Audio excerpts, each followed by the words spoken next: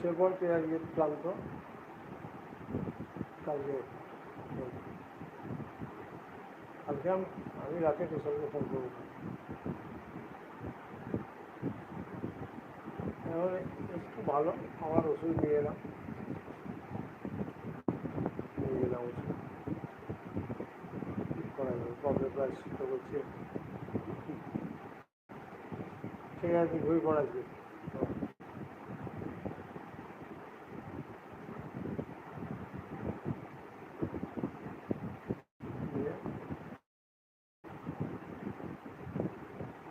ঠিক আছে, ঠিক আছে।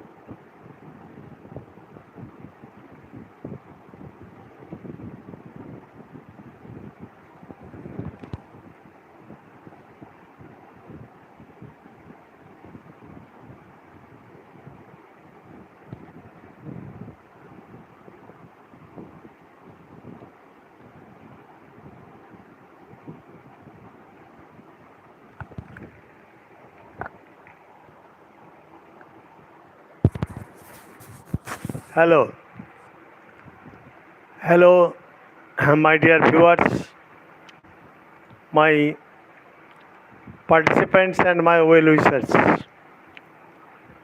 Tonight, I am online just to live stream a text that is Upon Westminster Bridge by William Wordsworth, the romantic poet, rather the father of romanticism. Father of romanticism. Okay? You know that romantic revival or romantic period depended upon three factors. First, the Industrial Revolution. Second, the French Revolution. And the third is the freedom fight of America. These three factors brought about the Romantic Age, not only in England but also in almost all the countries of Europe. These three factors had left a tremendous impact both on human life and literature. Okay? However, Wordsworth, Shelley, Keats, Byron and Coleridge, all these poets in that period just took shelter either in the lap of nature or on their beloved's breast. It was the romantic revival because it was the age of enfranchisement of senses, the bondage, freedom from bondage, and the age was based upon liberty, equality, and fraternity.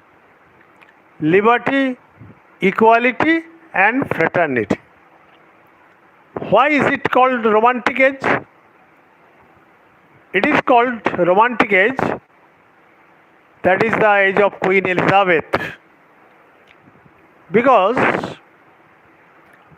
in this age the people of England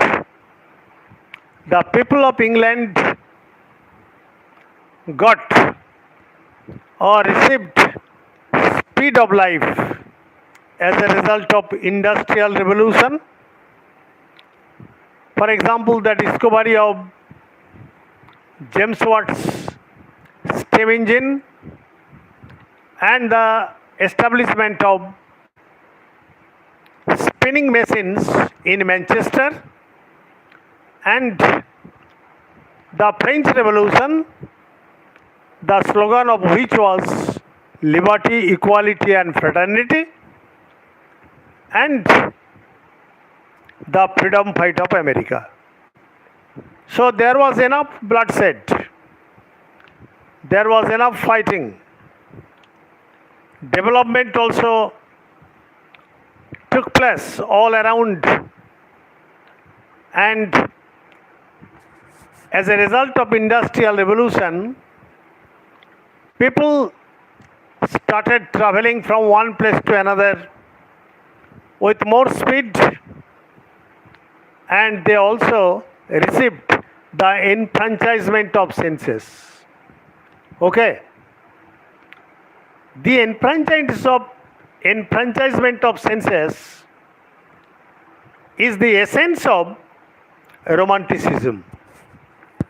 And a group of poets like Wordsworth, Shelley, Keats, Byron, and Coleridge took their pen just to compose poems upon nature, love, and also to protest against any kind of exploitation against human beings. However,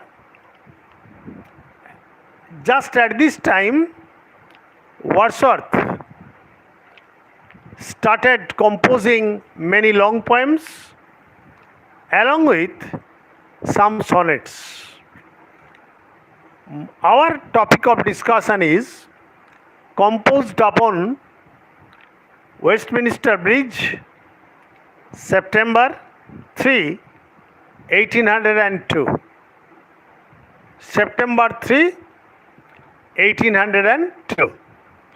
Okay.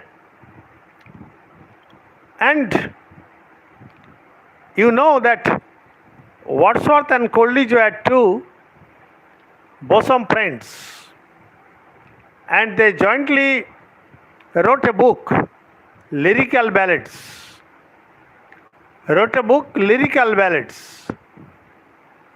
And in which Wordsworth wanted to say that a poem is the Coleridge wanted to say that a poem must be composed instantly.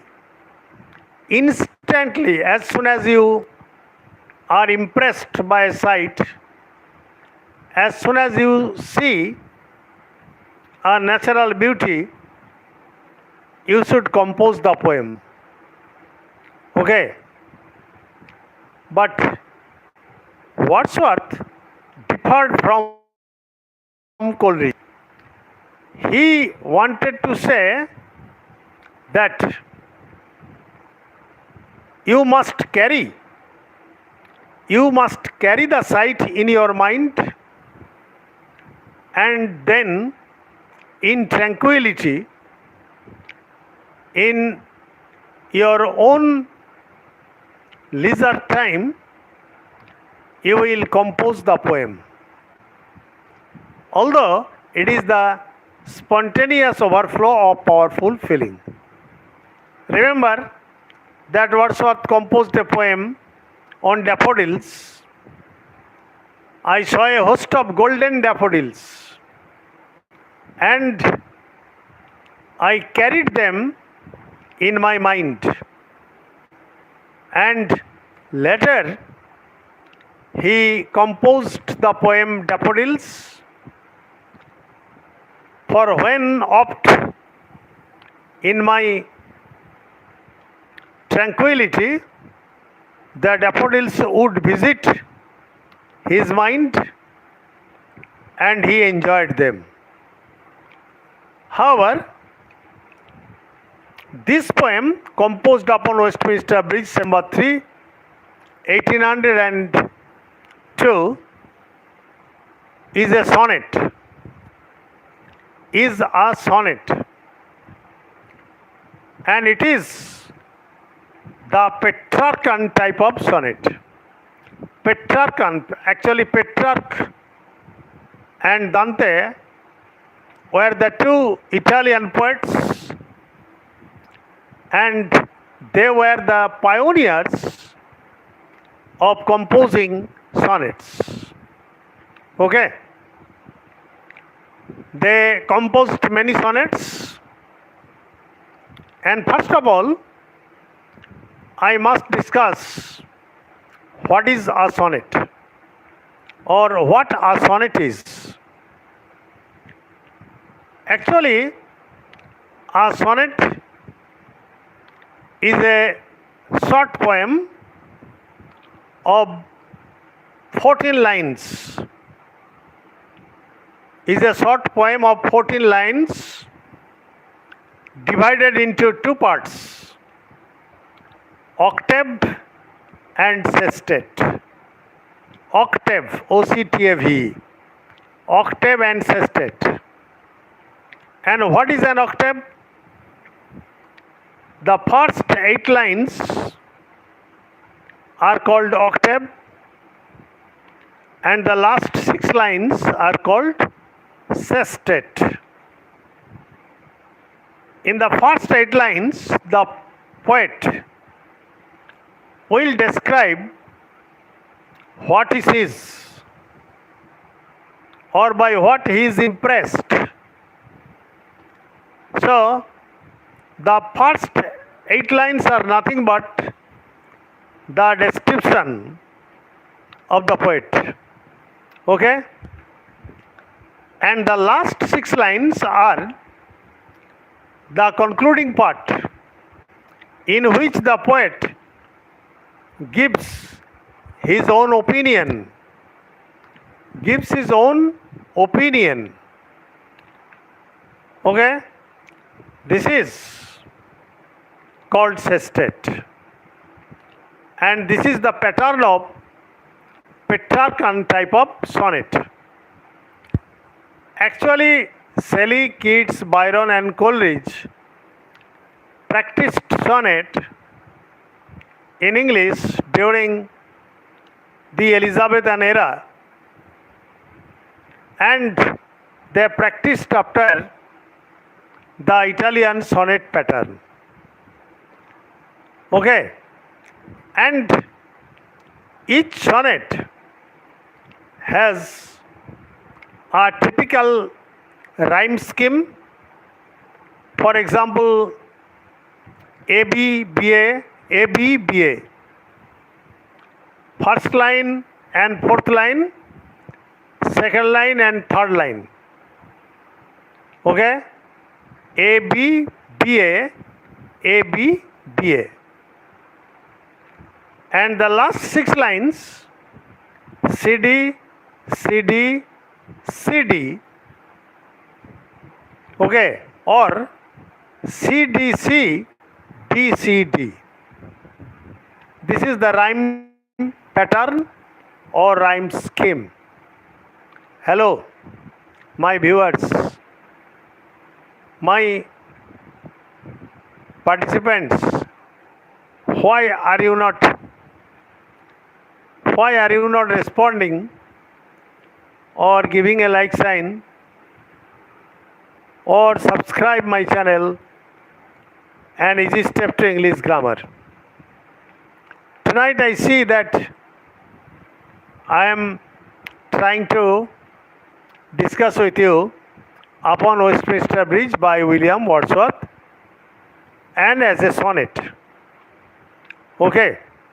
And I will discuss the whole poem. Now, what is the background of the poem? The background of the poem is that Wordsworth was going to France, Calais, C-A-L-A-I-S, Calais. And why was he going to Calais? Actually, he had his former lover who lived in France, who lived in France, and he had a 9-year-old daughter whose name was Caroline. Caroline. That means Wordsworth was going to meet his former lover, Annette Vallon, Annette, A-N-N-E-T-T-E, Annette Vallon and Caroline, his daughter. Okay? And when they were crossing the Westminster Bridge upon the river Thames,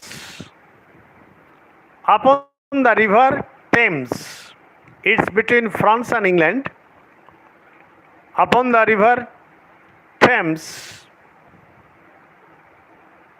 Wordsworth was completely mesmerized or bewildered by the serenity of morning beauty, which he never experienced in his life. And Wordsworth was accompanied by his sister Dorothy Wordsworth. Dorothy Wordsworth. Okay? And they were traveling in a stagecoach, that is the horse-drawn carriage, and they stopped there. They stopped there to enjoy the morning beauty from the Westminster Bridge. From the Westminster Bridge.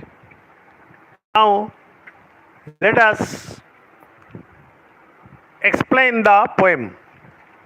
Just follow me, and those who are in need may follow me, and it will come to your benefit.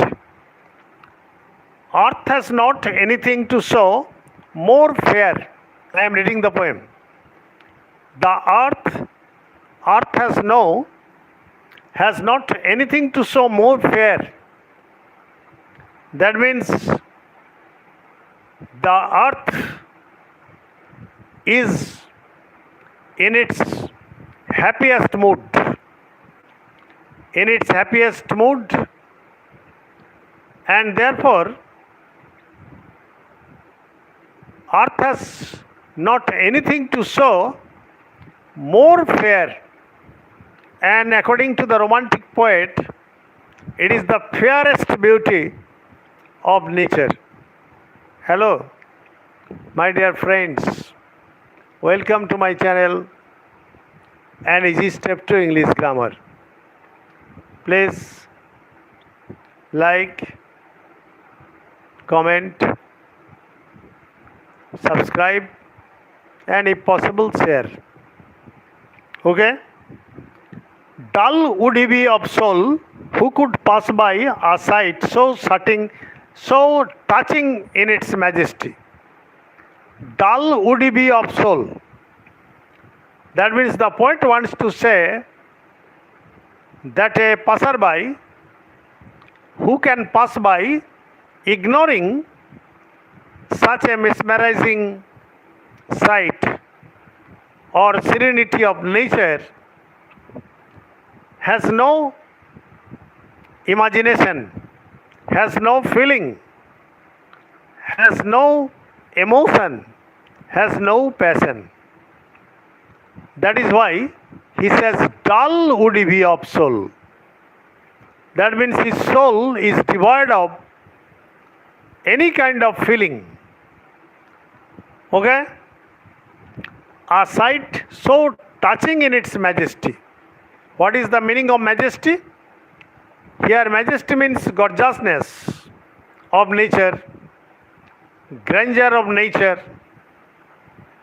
That is, the sight of nature is so grandiose, so the sight of nature is So beautiful or mesmerizing, so beautiful or mesmerizing that it can touch the heart of any hard-hearted person very easily. Okay. The city now doth like a garment to wear the beauty of the morning. Here the city refers to the city of London. Here the city refers to the city of London. That means the city of London has obviously worn or put on like a garment. Like a garment, it is an example of simile. Like a garment to wear the beauty of the morning. The poet imagines that the serenity of beauty of the morning has been worn or put on by the city of London. Okay? How is the beauty? Silent. That means tranquil. Silent. That is tranquil. Bare. Bare means here empty. That means the day's activities have not yet started, and the city of London is now free from any kind of pollution. Free from any kind of pollution. So bare. The sky not obstructed by smoke and dust.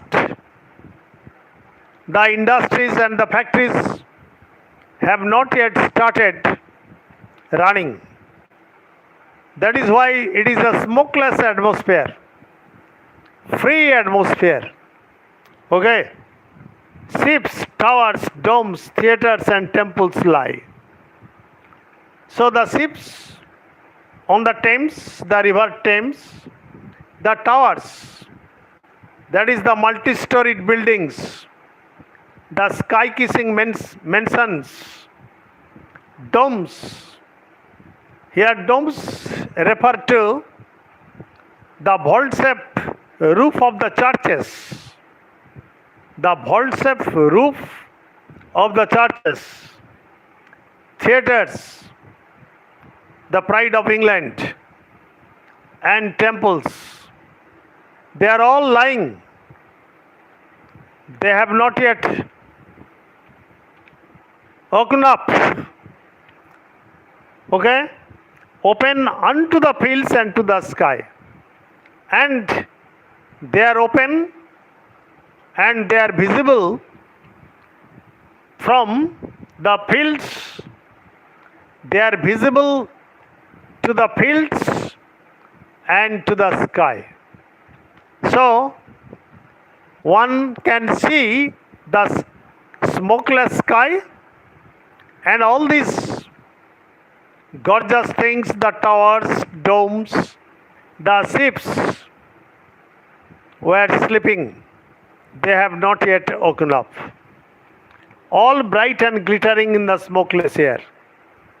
As the air is smokeless, they are shining in the glowing light of the morning.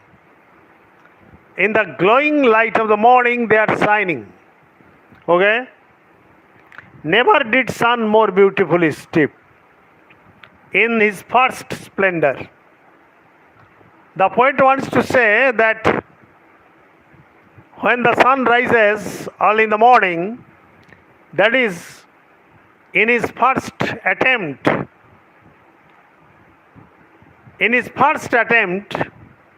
the sun could never decorate these sights so beautifully, so mesmerizingly. Okay? Valley, that is the middle portion of the two hills. Valley, rock, steep rock or hill. Never saw I, never felt a calm so deep. That means the poet admits that all these natural things, valley, rock, hill, all these things are so deep that such a depth of serenity, such calmness of beauty were never enjoyed by the poet.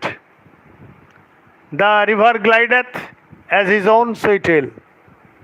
That means the river Thames is flowing very gently with a murmuring sound or with a buzzing sound.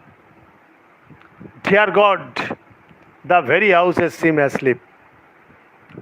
That means Wordsworth has attributed to God that it is possible, it is due to him that he is able to enjoy all these sights of nature. Dear God, the very houses seem asleep. Here the very houses means the houses which I can see from the Westminster Bridge on the river Thames. And all that mighty heart is lying still. Here mighty heart refers to the city of London. The city of London, because the city of London is lying still, sleeping still, and the activities of the day have not yet started. So such a serenity, such a mesmerizing sight was never seen by me. And here, the first 8 lines, the octave, you can find the rhyme scheme ABBA, ABBA. And the last 6 lines CD, CD, CD. Thanking all of you. Good night. Stay safe, stay mellow, stay blessed. Please like, comment, share and subscribe.